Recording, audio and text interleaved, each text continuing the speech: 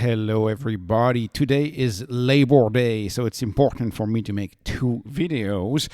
The tradition now, of course, is to make a video for the dot day, of course, on X. If you follow MSTR on X, you saw the dot day. A big buy will be announced tomorrow. Another 8K will be released tomorrow. I truly hope that he used the ATM because we accrete right now when we issue new shares.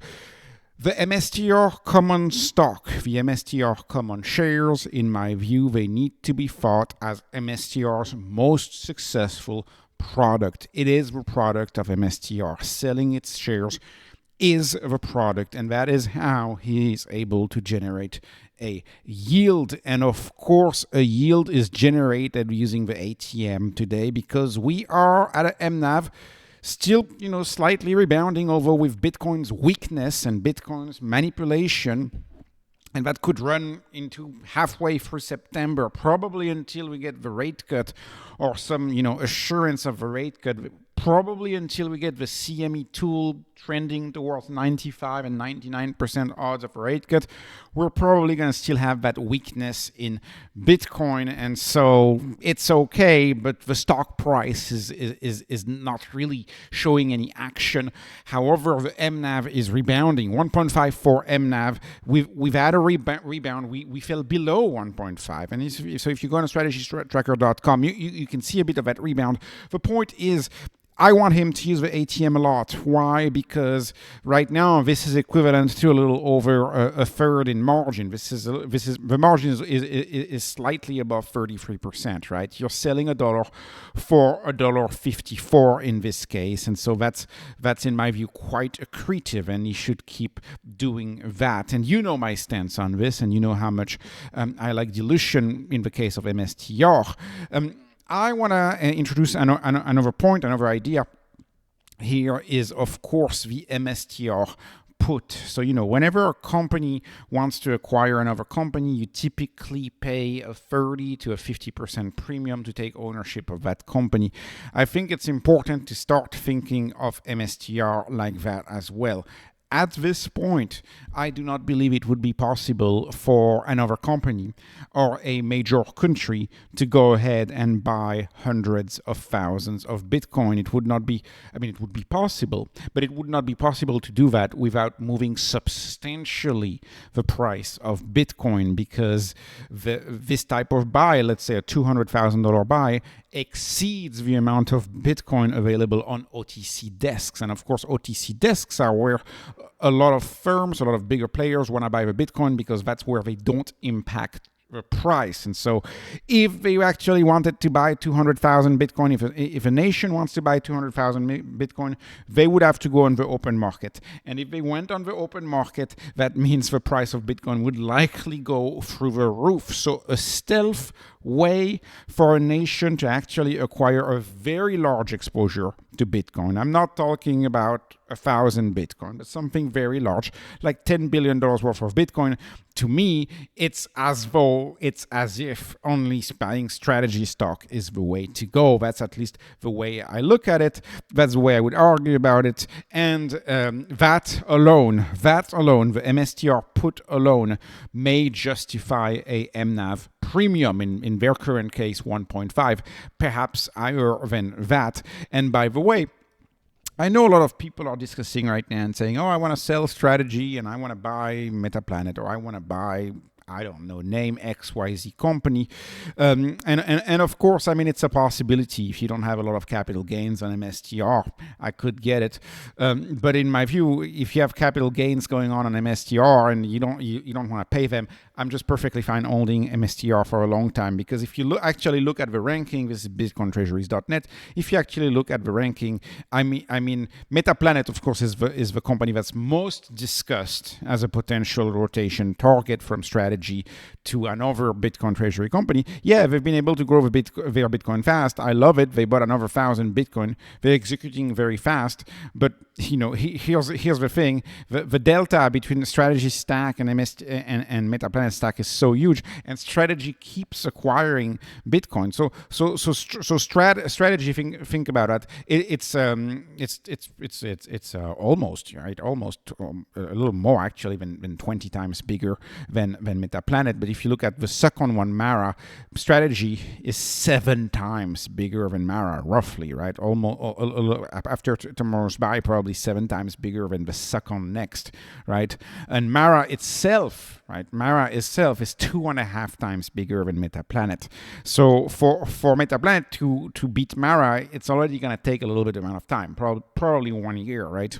And for Metaplanet, even to reach its long-term goal, which is 210,000 Bitcoin by 2027, the question that one has to ask themselves is, where will MSTR be in 2027? And my guess, and a lot of people who analyze MSTR, and if you look, of course, at their goal between 25 and 30% BTC yield each year, my guess is that MSTR should be approaching 1 million coin by 2027, maybe at worst 2028, which means that MSTR still, in the best case scenario for Metaplanet, MSTR is still going to have 5 times more coins than Metaplanet.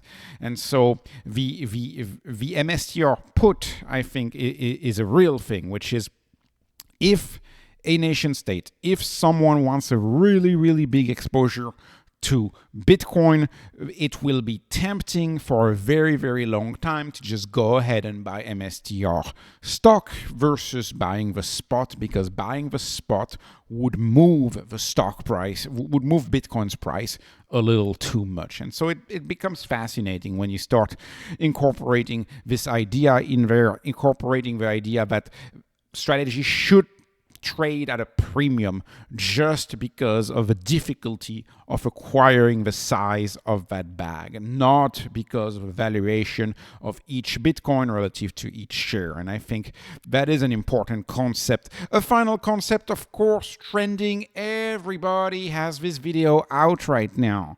MSTR to be included in the S&P 500. Everybody has this video out right now. I've said it before on the channel, I would not get my hopes up. I am definitely not getting my hopes up. I'm definitely not, placing options, bets, or anything like that, hoping for MSTR inclusion.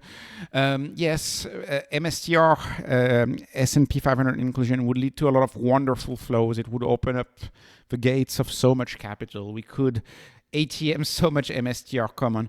It would be a dream, and in my view, that will happen eventually, right? But it may take a few years, and I have no doubt that the old, well, I don't think that the old committee at S&P will be looking favorably to MSTR. I think we're fooling ourselves if we believe that, because even though we have met all of the criteria right now for inclusion in the S&P, in my view, the committee will block it, just like they have blocked a lot of different companies over the years. They will block it based on narratives such as, oh, well, the operating business is really non-substantial. This is really not an IT company anymore. That's somewhat an argument that I could agree with, but they would probably pull this argument to say that MSTR is just a holding company or just a closed-end fund type company, and therefore it does not deserve to be in the S&P. That's why they would put the non-substantial operating business question, because they would say, oh, it's a holding company, and of course the S&P doesn't really have any holding company. You have also the issue of GAAP. Yeah, now GAAP has evolved, and now GAAP, of course, recognizes very high earnings for MSTR, but the S&P committee may not see it that way. It may view these earnings as volatile. They may say, oh, well, if Bitcoin drops, then, we would just have it in and out. And sure enough, there's been issues like SMCI, for example, a stock being in and out. They've had issues incorporating companies that stayed very little. And so I would argue the S&P committee is very wary. Another point, and perhaps more importantly, is that if MSTR was included in the S&P, it would be included, at the market cap of around 100 billion. And think about how much money that would mean.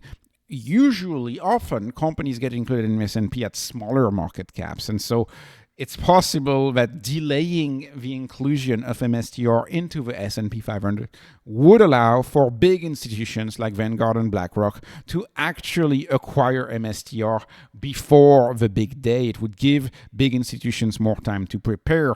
So in my view, the S&P 500 inclusion, it's not going to happen. I'm quite bearish on that one. But that's actually a good thing, because for those of us who like the stock, it gives us an opportunity to maybe pick up some more shares of MSTR, especially if over the next 2 weeks, Bitcoin continues to be weak, if over the next 2 weeks, Bitcoin continues to be manipulated. So not much new in this video. Everything is also well for MSTR. I still love the stock, and I'm going to keep loving the stock for a long time. And, you know, happy Labor Day, and I can't wait to see how much Bitcoin they buy tomorrow when the 8K is released. This was not financial advice, not investment advice. This is only entertainment. I'm hoping you were entertained. Please like, please subscribe, follow me on Patreon, follow me on X. Thank you for watching, and have a wonderful, wonderful day.